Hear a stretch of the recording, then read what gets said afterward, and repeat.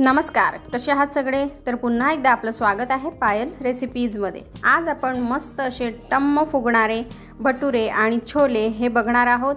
तर ही रेसिपी कशी बनवायची ते तर आपण बघणारच आहोत। त्याआधी भटुरा आपला किती छान झालेला आहे ते आपण बघूया। बघा, आतमध्ये मस्त जाळीदार आणि सॉफ्ट झालेला आहे, तुम्ही बघू शकता, आणि मस्त असे टम्म फुगलेले आहेत। तर हे भटुरे कसे बनवायचे चला पटकन बघूया। तर इथे मी 1 कप मैदा घेतलेला आहे भटुरे बनवण्यासाठी। 1 कप म्हणजे इथे माझा 250 ग्रॅम एवढा आहे। थोडंसं मीठ टाकून घेऊ। त्याचबरोबर 1 चमचा आपल्याला यामध्ये साखर टाकायची आहे। साखर टाकल्यामुळे भटुऱ्यांची जी चव आहे ती तर वाढतेच, त्याचबरोबर भटुऱ्यांना जो कलर येतो तो पण साखरेमुळेच येतो। आता यामध्ये आपल्याला अगदी 2 पिंच एवढा खायचा सोडा टाकायचा आहे। सोडा टाकल्यामुळे आपले भटुरे आतून छान असे सॉफ्ट होतात। मी तुम्हाला दाखवलं, अगदी जाळीदार झाले होते तसेच। आता त्याचबरोबर आपण यामध्ये टाकूया बेकिंग पावडर। तर बेकिंग पावडर मोजून आपल्याला 4 पिंच एवढी टाकायची आहे, म्हणजे सोड्याच्या डबल। बेकिंग पावडरमुळे आपले भटुरे छान टम्म फुगतात, म्हणून बेकिंग पावडर टाकणं अजिबात विसरू नका। तर बघा, इथे आता सर्व इन्ग्रेडियंट टाकून झालेले आहेत जवळपास। तर अशा प्रकारे भटुरे एक वेळेस नक्की घरी ट्राय करून बघा, तुम्हाला देखील आवडतील। आता यामध्ये आपण टाकूया दही। तर दही देखील आपल्याला मोजूनच टाकायचं आहे। 3 चमचे आपल्याला यामध्ये टाकायचं आहे दही।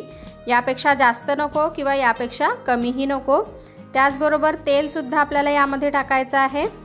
फ्लेवरचं तेल आपल्याला इथे घ्यायचं नाही आहे, सनफ्लावर वगैरे तुम्ही घेऊ शकता, शेंगदाणा वगैरे। तर इथे 4 चमचे तेल आपल्याला टाकायचं आहे।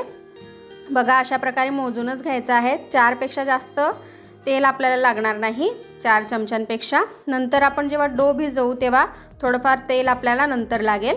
आता सर्व छान असं आपण मिक्स करून घेऊ आणि थोडं थोडं पाणी टाकून याचा एक मऊ असा गोळा तयार करून घेऊ। घट्टसर आपल्याला गोळा तयार करायचा नाही आहे। इथे मी कोमट पाणी घेतलेलं आहे, ज्यामध्ये आपण हात टाकू शकतो। इतपत आपल्याला हे गरम करून घ्यायचं आहे। तर इथे आपल्याला पाणीही भरपूर लागत नाही, अगदी थोड्याच पाण्यामध्ये हा डो अगदी सॉफ्ट असा तयार होतो।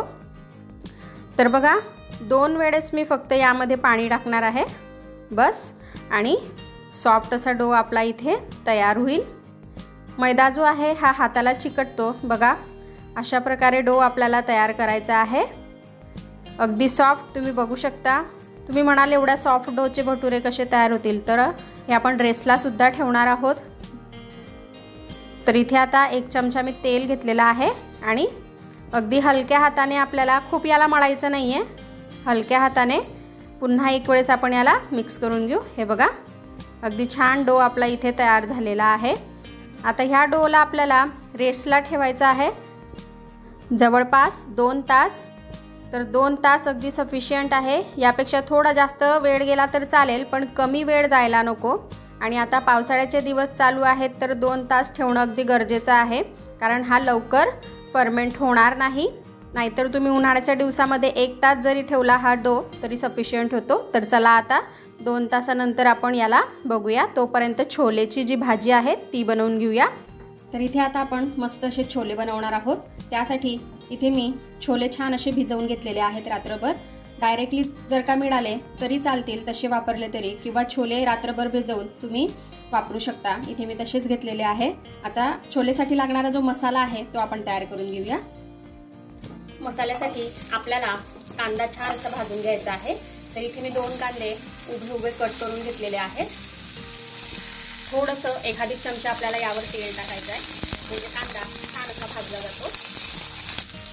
इथे कांदा बऱ्यापैकी झालेला आहे, पुन्हा हा होणारच आहे। आपण याला थोडंसं बाजूला करून घेऊ आणि इथे खोबरं जे आहे हे सुद्धा छान असं भाजून घेऊ। थोडं खोबरं मी बारीक कट करून घेतलेलं आहे। त्याचबरोबर अर्धा इंच अद्रक आणि थोड्याशा लसणाच्या पाकळ्या हे सुद्धा भाजून घेऊ। अगदी थोडंसं आपण यावर तेल टाकून घेऊया आणि कांद्यासोबत हे सर्व आपण आता छान असं भाजून घेऊया। 3-4 मिनिटं पुन्हा मी याला परतवून घेतलेला आहे। आता यामध्ये आपण धणे टाकून घेऊया, जवळपास 1 चमचा। 1 चमचा जिरे हे सुद्धा आपण परतवून घेऊया। धणे जिरे सुद्धा छान असे भाजून झालेले आहेत। इथे सर्व इन्ग्रेडियंट आपले छान असे भाजून झालेले आहेत। आता आपल्याला हे छान असं बारीक करून घ्यायचं आहे मिक्सरच्या भांड्यामध्ये टाकून। तर बघा हे मी मिक्सरच्या भांड्यामध्ये टाकून घेतलेलं आहे। इथे मी अर्ध बीट घेतलेला आहे, तुम्ही बघू शकता। याने आपल्या भाजीला छान असा कलर येईल म्हणून मी इथे टाकते आहे। अगदी ऑप्शनल आहे, टाकलं तर चालेल, नाही टाकलं तर काहीच हरकत नाही। तर इथे मी हे कापून यामध्ये टाकून घेते। आजची जी आपली रेसिपी आहे ती अगदी मस्त आहे। घरी जर का पाहुणे वगैरे आले तर आपण ही रेसिपी नक्कीच बनवू शकतो, किंवा काही ओकेजन असेल तेव्हाही आपण नक्कीच बनवू शकतो। तर तुम्ही नक्की ही रेसिपी शेवटपर्यंत बघा आणि आवडली तर लाईक करा, फॅमिली फ्रेंड सोबत शेअर करा आणि सबस्क्राइब करायला विसरू नका अशा छान छान रेसिपीज बघण्यासाठी। आता हे आपण छान असं बारीक करून घेऊया। वाटलं तर थोडंसं आपण यामध्ये पाणी सुद्धा टाकूया। तर बघा इथे मी मसाला छान असा बारीक करून घेतलेला आहे। बीट टाकल्यामुळे याला कलर छान असा आलेला आहे।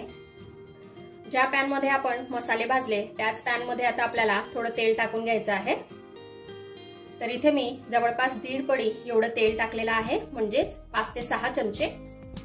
तेलात आपल्याला काही खडे मसाले टाकायचे आहेत। हे जे खडे मसाले आहेत हे आपण मिक्सरच्या भांड्यामध्ये जे काही आपण मिश्रण तयार केलं त्यामध्ये सुद्धा टाकू शकतो, पण तेलात टाकल्यामुळे याचा फ्रेग्रन्स खूप छान येतो म्हणून मी इथे मिरे घेतलेले आहेत 4 ते 5, लवंग, त्याचबरोबर चक्रफूल, थोडंसं दगडी फूल, दालचिनी, जाडपत्री आणि मोठी इलायची आणि तेजपान। आता हे जे खडे मसाले आहेत हे आपण तेलात टाकून घेऊया।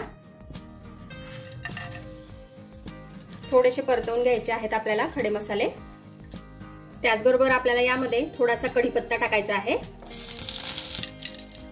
तर इथे कढीपत्ता आणि खडे मसाले यांचा मस्त असा सुगंध येतोय। आता यामध्ये आपण जो मसाला आपण तयार करून घेतलेला आहे तो टाकून घेऊया। मसाला सुद्धा आपल्याला छान असा परतवून घ्यायचा आहे। तर इथे आपला मसाला जो आहे हा छान असा परतवून झालेला आहे, तुम्ही बघू शकता। याला छान असं तेल सुटलेलं आहे। जोपर्यंत तेल सुटत नाही तोपर्यंत आपला मसाला छान असा भाजला जात नाही। तर इथे तेल छान असं सुटलेलं आहे। तर बघा आता आपल्याला यामध्ये मस्त अशी लाल मिरची पावडर टाकायची आहे। जेवढं आपण तिखट खात असाल त्यानुसार आपण हे कमी जास्त करू शकतो। इथे मी 1.5 चमचा टाकलेली आहे। चवीनुसार आपण मीठ टाकून घेऊ यामध्ये आणि परत एक वेळेस छान असं परतवून घेऊ। तर इथे सर्व छान असं मिक्स करून झालेलं आहे। तेल सुद्धा अगदी मस्त सुटलेलं आहे आपल्या मसाल्याला आणि सुगंध तर खूपच मस्त येतोय। आता यामध्ये आपण छोले टाकून घेऊ जे आपण भिजवून ठेवलेले होते। आता छोले सुद्धा मसाल्यामध्ये छान आपल्याला मिक्स करून घ्यायचे आहेत। इथे छोले छान असे मिक्स मी करून घेतलेले आहेत मसाल्यामध्ये। आता यामध्ये आपल्याला थोडासा चिंचाचा कोळ टाकायचा आहे। तर हा मी पाण्यात भिजवून घेतलेला होता आणि हे आपण यामध्ये टाकून घेऊया। यामुळे भाजीची चव खूप छान लागते। एक वेळेस तुम्ही ट्राय कराल तेव्हा तुम्हाला कळेलच। आता जितकी आपल्याला ग्रेव्ही हवी आहे त्यानुसार आपण यामध्ये पाणी कमी जास्त करू शकतो। आधी आपल्याला छोले जे आहेत हे छान असे शिजवून घ्यायचे आहेत, त्यासाठी पाणी आपल्याला यामध्ये टाकावंच लागणार आहे। तर इथे जवळपास अर्धा ग्लास मी यामध्ये पाणी टाकते आहे छोले छान असे शिजण्यासाठी। यावर आपण झाकण ठेवूया आणि छोले छान असे शिजवून घेऊया। तर इथे काही वेळ झालेला आहे, आपण छोले चेक करून घेऊया। इथे छोले जे आहेत हे छान असे झालेले आहेत। आता बघा तुम्ही याची ग्रेव्ही बघू शकता, भरपूर घट्ट आहे। तुम्हाला जर का ऍडजस्ट करायची असेल कमी जास्त तर तुम्ही यामध्ये पाणी टाकून अजून 5 मिनिटं याला ठेवू शकता। मी पण यामध्ये थोडंसं पाणी टाकून घेते कारण ग्रेव्ही घट्ट आहे आणि अगदी थोड्या वेळासाठी यावर आपण झाकण ठेवूया। तर बघा इथे आपले मस्त असे छोले जे आहेत हे खाण्यासाठी रेडी झालेले आहेत। यावर आपण मस्त अशी बारीक चिरलेली कोथिंबीर टाकून चला डोकडे वळूया। बघा इथे 2 तास झालेले आहेत। आपला डो जो आहे हा छान असा फर्मेंट झालेला आहे, तुम्ही बघू शकता। याला छान अशी जाडी पडते। असाच डो इथे झालेला आपल्याला हवा आहे। आता अगदी थोडंसं आपण तेल घेऊया आणि याला पुन्हा एक वेळेस छान असं मळून घेऊया।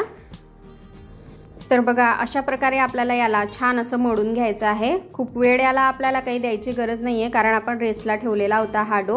तर बघा इथे आपला डो जो आहे हा छान असा रेडी झालेला आहे। थोडंसं आपण याला दाबून बघितलं की हा लगेचच वर येतोय, म्हणजे डो अगदी परफेक्ट रेडी झालेला आहे।